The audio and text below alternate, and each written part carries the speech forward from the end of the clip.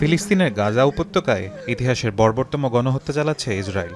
গেল ৭ দিনে প্রাণহানির শিকার হয়েছে সহস্রাধিক মানুষ। গতকালই মারা গেছে ১০০-এর অধিক মানুষ।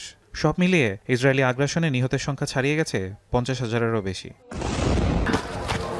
ইসরায়েলি সেনাদের একের পর এক হামলায় ধ্বংসস্তূপে পরিণত হয়েছে গাজা নগরী। একের পর এক বোমা হামলায় আবাসিক ভবন, মসজিদ, স্কুল, কলেজ সব গুড়িয়ে গেছে। ভেঙে পড়েছে গাজার স্বাস্থ্যসেবা খাত। সাধারণ মানুষ, নারী পুরুষ, শিশু থেকে শুরু করে রক্ষা পায়নি ডাক্তার কিংবা অস্থায়ী ক্যাম্পের মানুষজন। ড্রোনের মাধ্যমে খুঁজে খুঁজে হত্যাযজ্ঞ চালাচ্ছে দখলদার ইসরায়েলি বাহিনী। গাজায় এমন মানবিক বিপর্যয়ের প্রতিবাদে পুরো বিশ্বে সোমবার কর্মবিরতি আহ্বান করা হয়েছে। এই কর্মসূচির অংশ হিসেবে বাংলাদেশে অনেক স্কুল, কলেজ ও বিশ্ববিদ্যালয় বন্ধ রাখা হয়েছে। বিশ্বব্যাপী চলমান এই কর্মসূচির সঙ্গে একাত্মতা জানিয়েছেন ক্রীড়াঙ্গনের অনেক তারকারাও। সামাজিক যোগাযোগ মাধ্যমে বাংলাদেশের তারকা ক্রিকেটার মাহমুদুল্লাহ রিয়াদ লিখেছেন, ইয়া আল্লাহ, ইয়া কারিম, ইয়া রহমানুর রাহিম, আমাদের সাহায্য করুন। আল্লাহ, আপনি আমাদের রক্ষাকর্তা, আপনি আমাদের জয় করুন। এটা সহ্য করা যাচ্ছে না।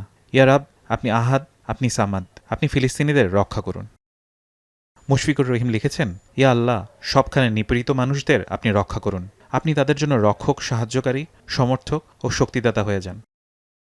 ক্রিকেটার তানজিদ হাসান তামিম তার ফেসবুক ওয়ালে লেখেন, জালিমদের বিচার আল্লাহ অবশ্যই করবেন, কারণ আল্লাহ সর্বশ্রেষ্ঠ বিচারক। কোরআনের ওয়াদা কখনো মিথ্যা হতে পারে না। পৃথিবী যতদিন টিকে থাকবে, গাজা, ফিলিস্তিন ততদিন টিকে থাকবে এবং শেষ জামানার সবথেকে গুরুত্বপূর্ণ এলাকা হবে এই পবিত্র ভূমি। হয়তো আজকের এই দুর্দিন আমাদের বিজয়ের প্রথম ধাপ।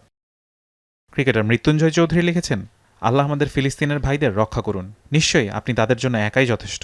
হে আল্লাহ, মুসলিম শাসকদের এবং আমাদের এক হওয়ার তৌফিক দিন।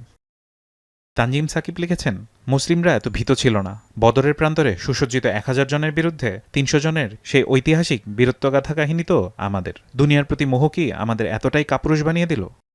বাংলাদেশ জাতীয় ফুটবল দলের অধিনায়ক জামাল ভুঁইয়া ফিলিস্তিনিদের সাথে সমর্থন রেখে নিজের ফেসবুক ওয়ালে লিখেছেন, তোমরা আমাদের হৃদয়ে আছো সবসময়। ফারহান ইহসান, এখন।